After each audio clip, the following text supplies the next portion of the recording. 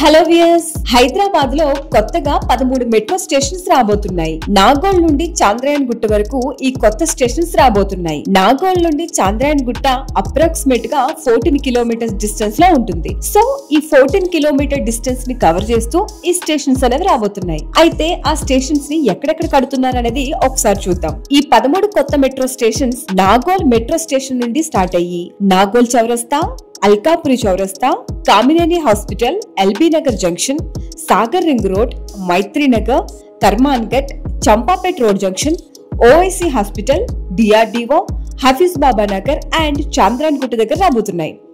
అయితే ఈ కొత్త స్టేషన్స్ కి ఏమేం పేర్లు పెడితే బాగుంటుందని ప్రజల దగ్గర నుండి, ట్రాఫిక్ పోలీసుల దగ్గర నుండి సలహాలు తీసుకుంటున్నారు. మీరు ఏదైనా నేమ్ సజెస్ట్ చేయాలనుకుంటే కామెంట్స్ రూపంలో మాకు తెలియజేయండి.